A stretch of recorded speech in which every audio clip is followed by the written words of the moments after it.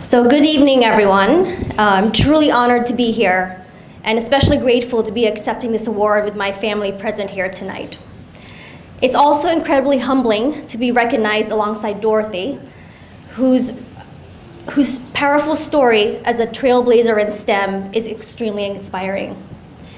For me, it's especially meaningful to receive this award here in Boston, a city that knows a thing or two about perseverance, passion, and pushing through uphill climbs. Now, if you've ever stood along the route of the Boston Marathon, whether as a runner or a supporter, you know it's more than just a race. It's a test of endurance. It's a celebration of grit. And in many ways, it's the perfect metaphor for building a career in STEM. Some people in life have the benefit of coaching, training, and running on a clearly marked road, with signs, cheering crowds, and water stations every step of the way. But for others, especially girls and people from underrepresented communities, the course isn't always so smooth. Sometimes the road ahead isn't even paved. Sometimes you're building it as you go. I have been fortunate to have some of those mile markers during my journey in STEM. Conversations with my parents, both scientists and engineers, who encouraged me to ask questions about how the world works, and school programs like math clubs, science fairs, and science olympiad, which helped me think beyond textbooks and focus on the real-world applications of science. I was solving problems, building prototypes, learning how to collaborate. Those experiences lit an early spark. At Stanford, that spark turned into direction. I began studying chemical engineering, just as the field was expanding into biotechnology, and I found myself drawn to the exciting possibilities that emerged at the intersection of those disciplines. At MIT, that direction turned into purpose. I was introduced to biomanufacturing as a scalable and sustainable way to produce many of the chemicals we rely on today, within a community deeply committed to turning ideas into impact. That environment shaped how I approach problems, always asking how science can move from concept to real-world solution. But the road hasn't always been smooth. There have been many times when I've been the only woman and the only person of color in the room, which can feel very intimidating, especially early in your career. I've been in meetings where other ideas were given more weight, not because they were better, but because they came from someone who looked more the part. In those moments, I had to rely on my preparation, draw on my resilience, and stay grounded in my purpose, doing my best to move forward even while still finding my footing. And I'm grateful I did, because today I have the privilege of serving as Chief Technology Officer of Manus, a company which I've helped build over the last 13 years that is reimagining how we produce sustainable, nature-based bio-alternatives for food and nutrition, agriculture, medicines, and materials.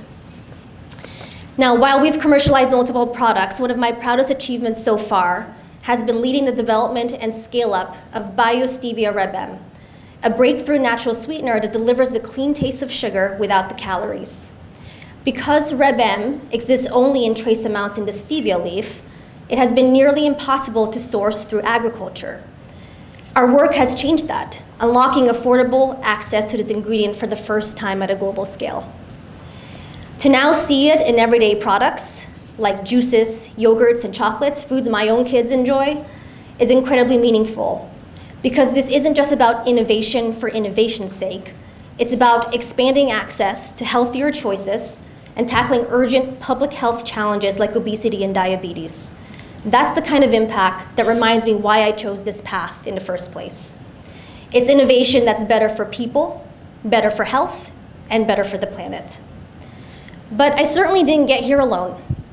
I think of my mom, Res, who studied chemical engineering at a time when women were rarely seen in that field, and who passed on the persistence and resilience that has shaped me.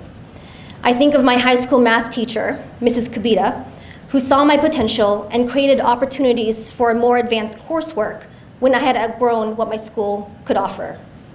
I think of my mentor and boss at Manus, Aji, who continues to push me beyond my comfort zone into greater leadership.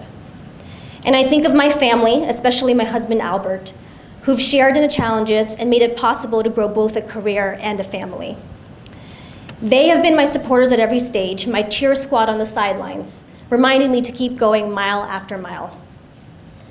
That's exactly what Science Club for Girls offers to so many young people today. It's not just a program, it's a community. It's the cheering crowd that hands you the encouragement you need at exactly the moment you need it the most.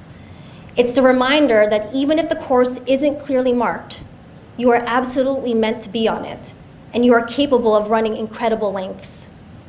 Everyone deserves the chance to start their race with confidence.